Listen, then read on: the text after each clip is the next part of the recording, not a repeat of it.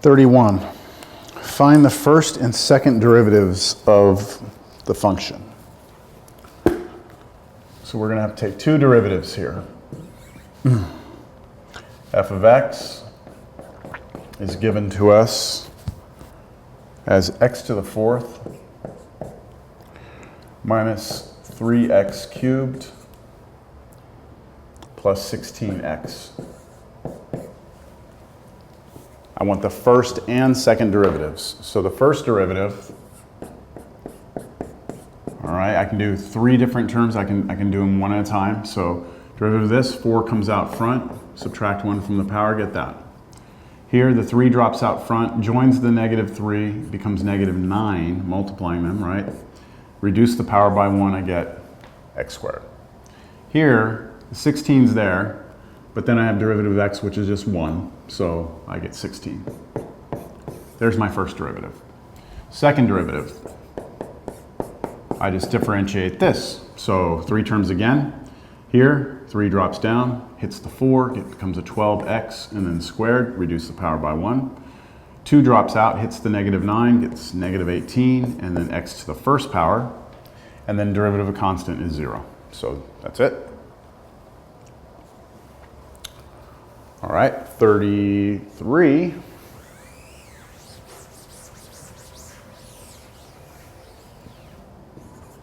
And 32 looks interesting. Maybe I'll do 32 after this. G of t is 2 cosine t minus 3 sine t.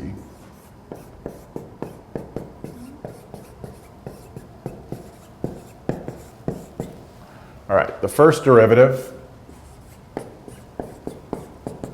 2 terms, so I'm doing one by one. 2 is going to come down. Derivative of cosine t is negative sine t. That's going to change that to a negative 2 sine t. And then here, the minus 3 is going to come down. Derivative of sine of t is cosine t. So I get negative 3 cosine of t. And that's it. I go again. Second derivative. All right, negative 2 is going to come down. Derivative of sine t is cosine t. So I have negative 2 cosine t. And then here, the negative 3 comes down, but the derivative of cosine t is negative sine t. So that negative is going to come out here and change that to a plus 3. And then sine t.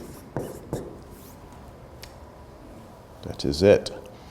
Yeah, and I like 32. Square root r, cube root r.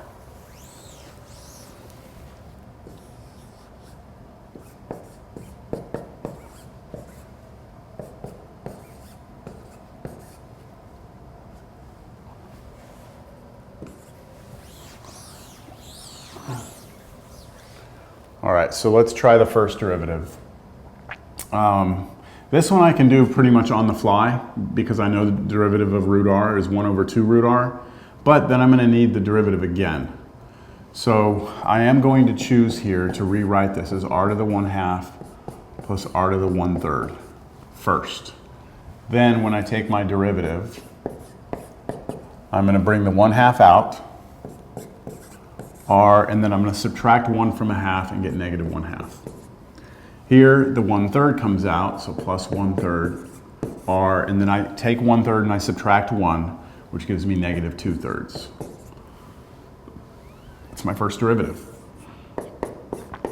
Second one, I drop the negative 1/2 out. It multiplies times 1/2, that's negative 1/4 R, and then I subtract 1 from this again. That'll give me negative 3/2. Then I'm going to do this one. The 1/3 is going to be here, but the negative 2/3 comes out and hits it. That's going to create a negative 2 over 9. And then r, when we subtract 1 from this, we should get negative 5/3. So subtracting 1 from that. That's it. All right, 35.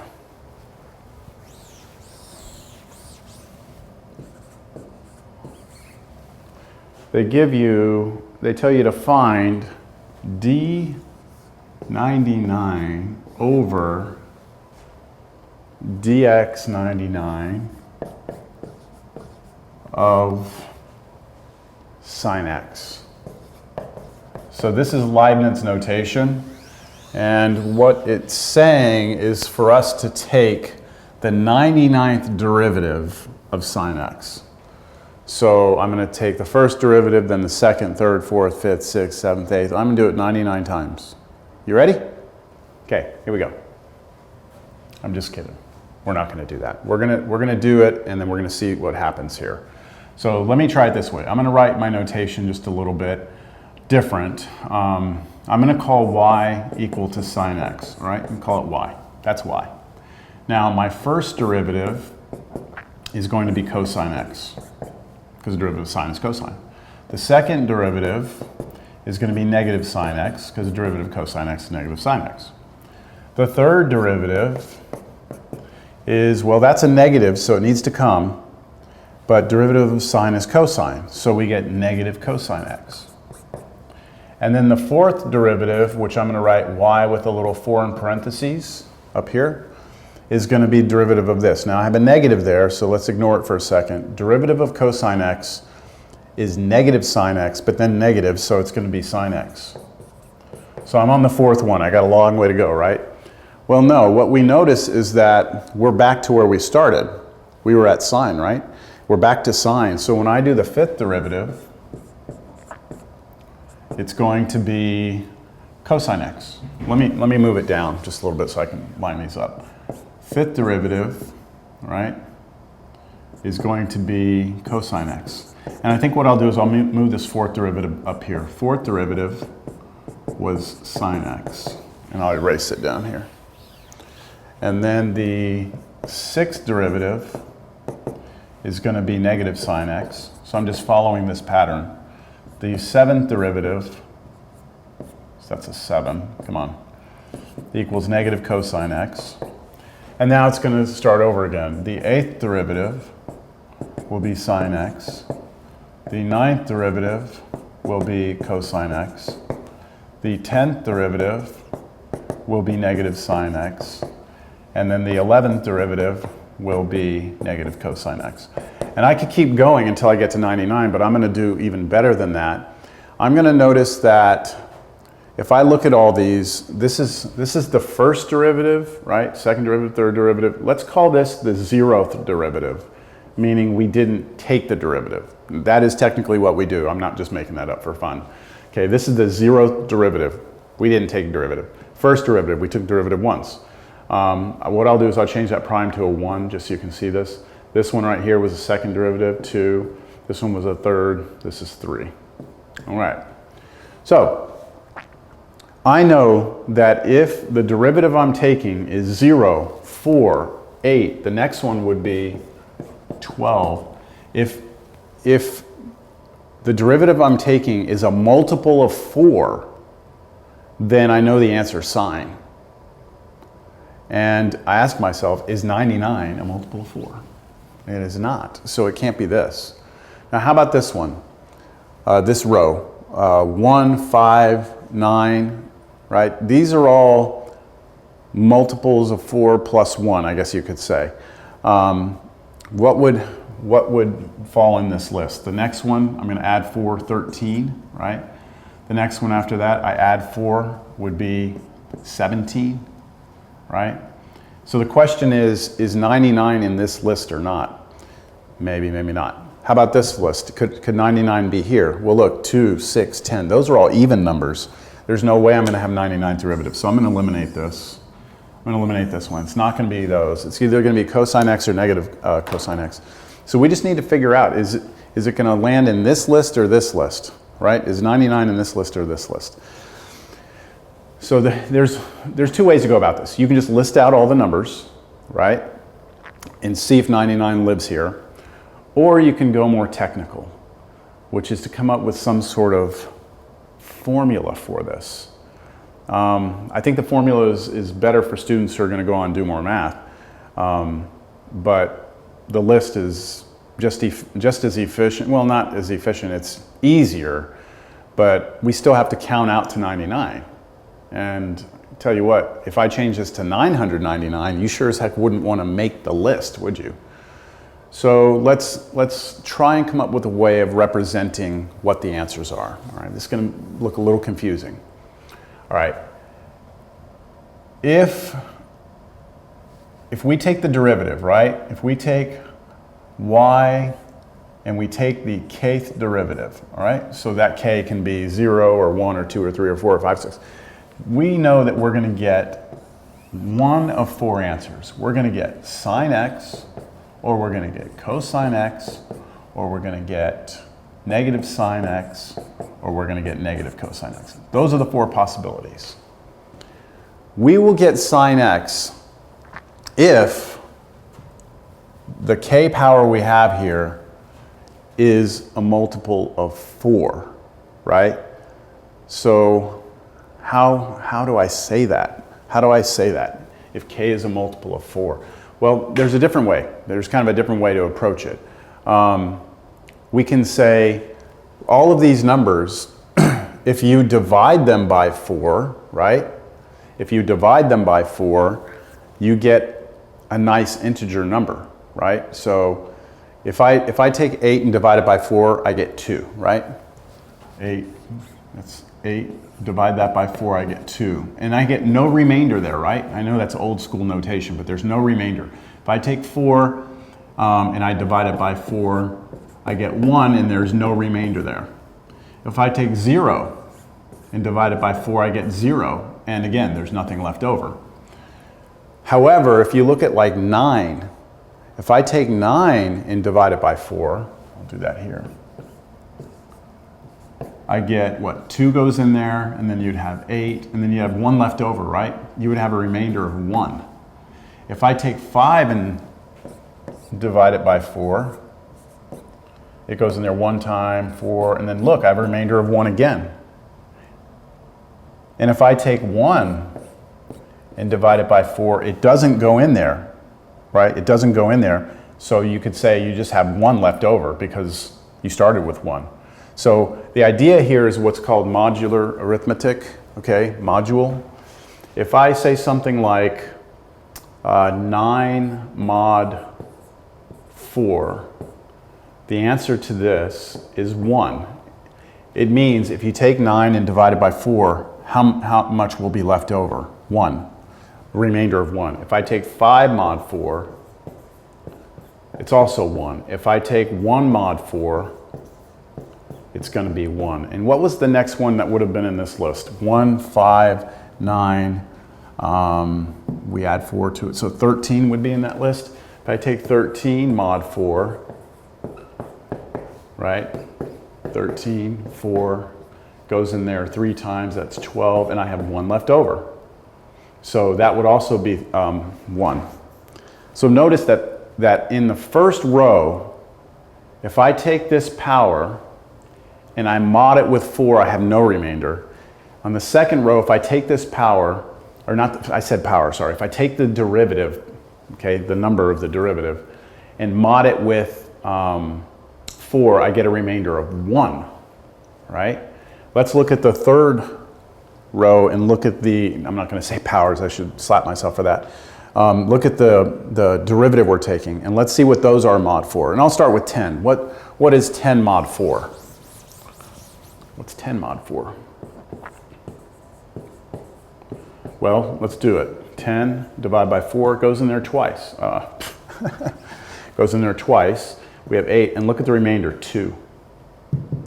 Let's try the next one, 6. What's 6 mod 4? Well, it goes in there once, that's 4. Look, the remainder is 2.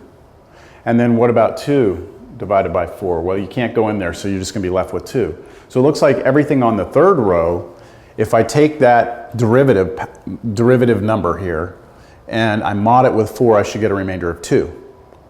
And then what about the last row? If you take 11 and mod it with 4, 11 mod 4 goes in there, well, it only goes in there twice, and you have 8, and look, your remainder is 3. And if you try it again with 7, you'll have a remainder of 3, and then here you'll have a remainder of 3. So there's a pattern. Your answer will be this first row if when you take this derivative and mod it with 4, you get 0 as a remainder, or 0. And it'll be cosine x if you take this derivative number, mod it with 4, and get a remainder of 1. it'll be negative sine x if you take this derivative and mod it with 4 and get 2, and this one if you mod it with 4 and get 3. So I'm going to say that over here. This, it will be sine x if the power, I said it again, dang it, okay, all right, I just slapped myself. K, if the derivative we're taking modded with 4 equals 0. Here, if k mod 4 is 1, we do this, and then k mod 4 is 2 will be negative sine x, and k mod 4 is 3 will be this. Hope that makes sense. So what about 99? If we take the 99 derivative, what I need to figure out is what is 99 mod 4? Well, let's do it. 99, 4. 4 goes into 9, what, twice? That's 80. We subtract, we get 19. 4 goes into 19, what, 4 times? And that's 16, and we have 3 left over. If we have 3 left over, then 99 mod 4 is 3.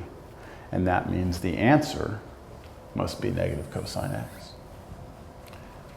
Now, to illustrate the power of this, if I take now, and I ask you what is the, let's say, 2,351st derivative of sine x, then all you'd have to do is figure out what 2,351 mod 4 is.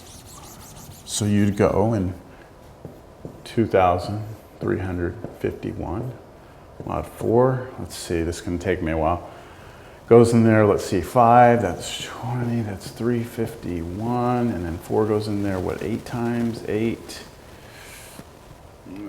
32, something like that. 130, 147, 728. Hey, I think I'm getting 3 again, mod 3. All right, 2351 mod 4 is 3 again. So quick arithmetic. I'm going to double check this. I want to make sure. Can't believe I'm checking division right now, but 587. Yeah, okay, that was right. So the answer to this would also be negative cosine x. Just happened to be that way. All right, so that's better than having to count, like go through and find a pattern and count yourself out to that number. That would take forever. So, all right, very, very nice problem. Imagine you could do this with cosine x too, right? What's the derivative, the 99th derivative of cosine x? You would see a pattern again. You would see it start repeating itself at some point, but it would be different than this. You would have to actually work through it. I hope that mod thing makes sense. Modular arithmetic. We're just concerned about the remainder.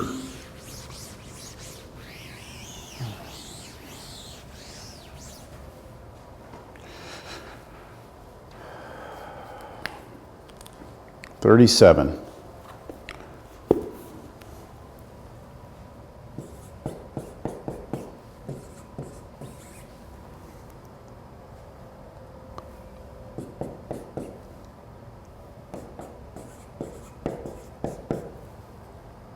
All right, for what values of x, okay, so where on this graph do we have a horizontal tangent line? So let's translate that. Horizontal tangent line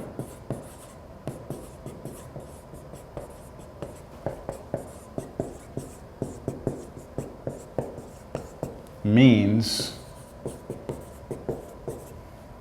that the slope of the tangent line is 0.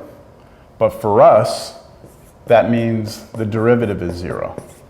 Right? So to have a horizontal line, it has to be like this. The slope has to be 0. We want the tangent line to have that slope.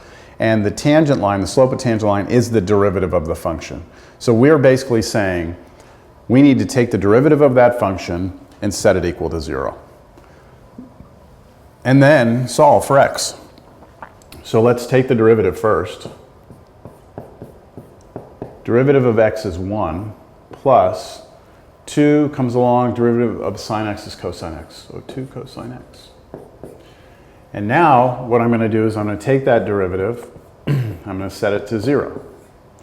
So that means we get 1 plus 2 cosine x equals 0.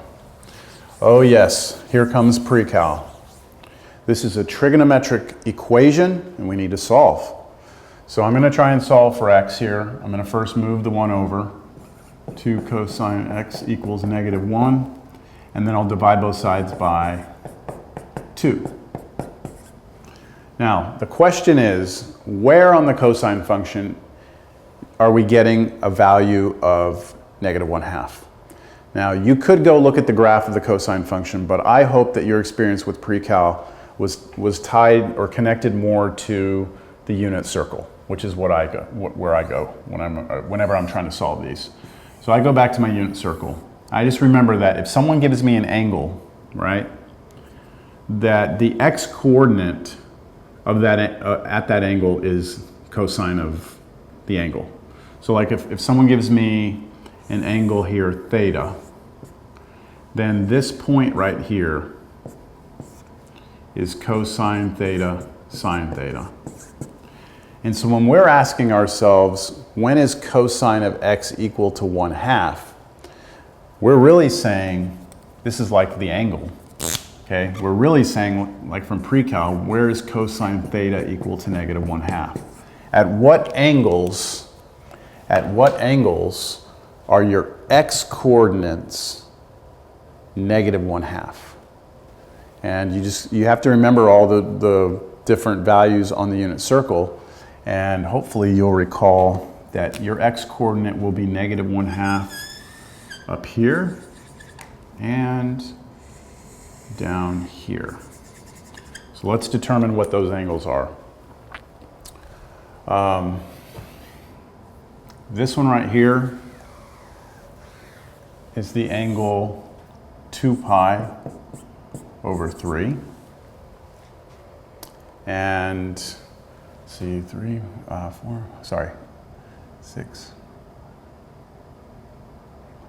4 pi over 3. Okay, those are your two angles. Now, you should also remember from pre-cal that if you're not given a restriction on where to look, okay, which we are not here, we have to have a general solution which includes all the infinite number of angles that would get you to that point. So you could have this angle 2 pi over 3, but you could also have gone all the way around once and then added 2 pi over 3, or you could have gone all the way around twice and then added 2 pi over 3, or you could have gone backwards, right?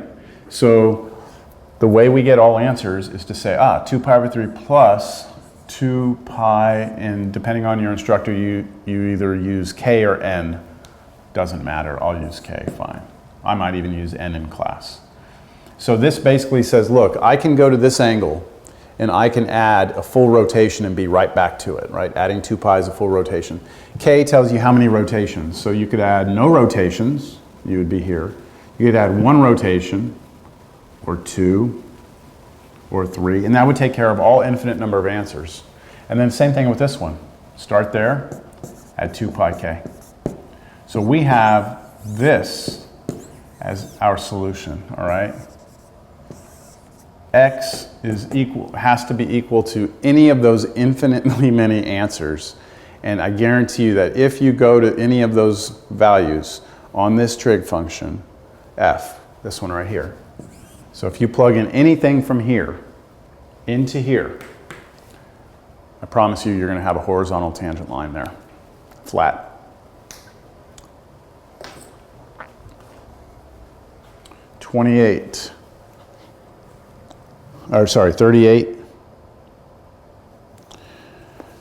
think 38 is a little easier than this one because it doesn't require any trig.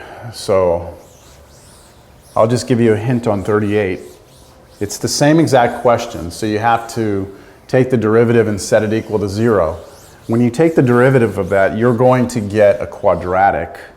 And to set a quadratic equal to 0, you can use a quadratic formula. If need be, you might be able to factor it. Look at 39 though. 39. It gives you a curve y equals 6 x cubed plus 5x minus 3. So it gives you this cubic function. And it says show that this curve has no tangent line with a slope of 4. So if I graph this curve, it's going to look like something, whatever, all right? I'm not even going to try and draw it. It's there, right? What we're trying to say is there's nowhere on this curve where if you go out to a point, you would have a slope of 4. So I can give you an example. Let's say I have a curve that does this, okay?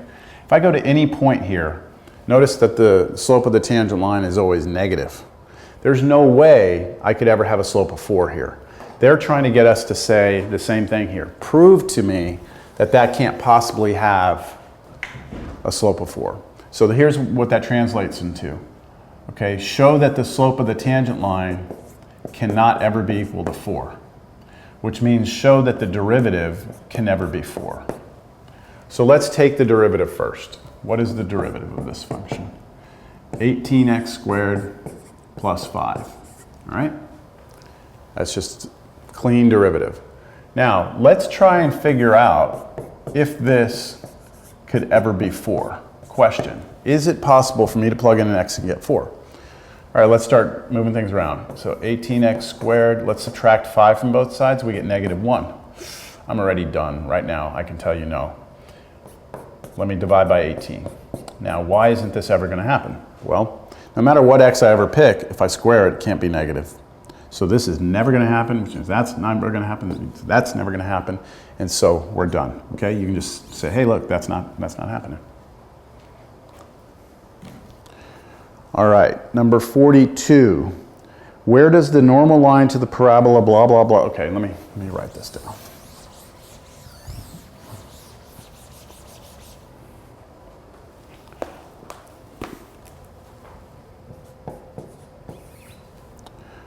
Where does the normal line to the parabola y equals x minus x squared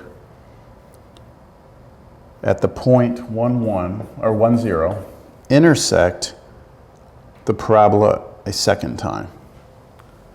All right, so we have a parabola, and I'm going to try and graph this just to give us an idea what's going on here. Let me graph it by just a real rudimentary graph. I'm just going to try and figure out what the x-intercepts are real quick. I just set the function equal to 0, factor out an x. So I have 2 x-intercepts. One of them is at 0, one of them is at 1. And I know it opens down, so it goes like this. All right, so it says, here we go. We got this parabola, and it says, where does the normal line to the parabola at the point 1, 0? So here's the point 1, 0, right? So I come here. I have obviously a tangent line through here, but I also have a normal line which runs perpendicular to it. This. It says, where does that normal line intersect the parabola at a second point? We want to know what that point is. Where is that point?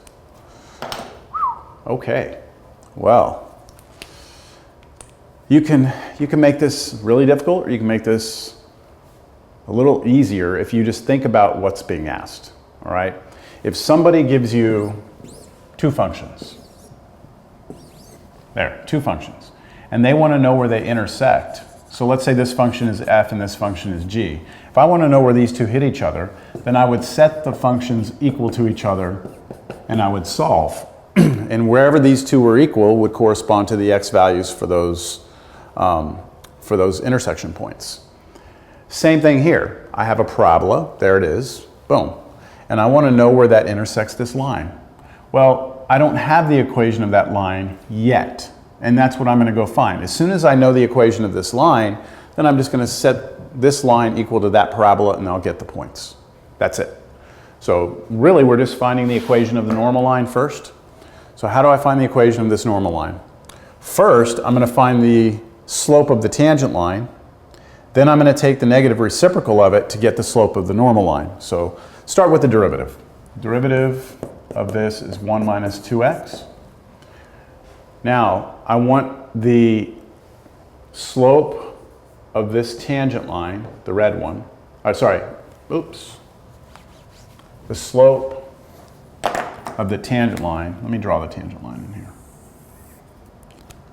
The slope of the tangent line at this point, 1, 0. So to do that, I need to plug 1 into the derivative to figure out what the slope is.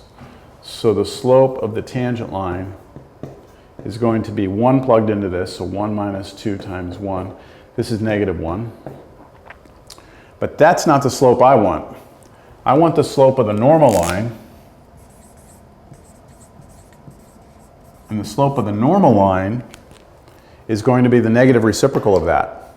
So if I look at the negative reciprocal of this, I just take it as a fraction, I flip it over, which is still negative 1, but I change the sign, which means positive 1.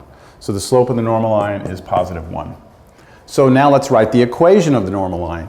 So I write y minus y1 equals m times x minus x1. And the point here is 1, 0, so y minus 0 equals m, the slope which was 1, and then x minus 1, plugging in here. And clean that up, and you just get y equals x minus 1. That is the equation of the normal line. There it is. That red line, that's its equation. Now, where does it hit the parabola? Well, I know for sure it hits it here, right?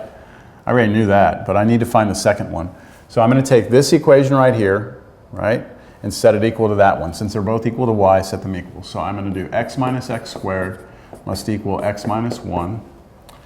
And this is going to be pretty nice. The x's cancel on both sides. And I get negative x squared equals negative 1. I'll divide both sides by negative 1. You get that, and then I'll take the square root on both sides. And anytime we take the square root, we have to do plus or minus. So our two answers are plus and minus 1. Now, I already knew that. I knew half of that. I knew that if I plug in 1, right, I'm going to get 0, and that's one place they hit. The other place they hit is at negative 1.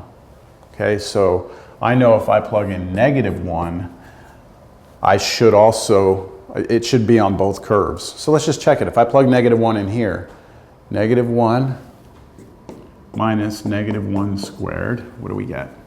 Negative 1 squared is 1, but then we subtract it, so that's minus 1 again. This is negative 2. I get negative 2 if I plug it in here. But I should get the same thing here. So if I plug negative 1 in here, I get negative 1 minus 1 is negative 2. So you can see that this point, negative 1, negative 2, lives on both curves, right? Both curves. And it represents where this normal line, the other point where this normal line intersects the curve. That's it. That's a really good problem. All right, I believe this will be the last one I do. We're gonna skip number 53. We're gonna not do it. All right, so don't worry about 53. We will address that problem later, just not now. It will come up in a different section. 43. All right, equation of a particle. The equation of motion of a particle is s equals t cubed minus 3t.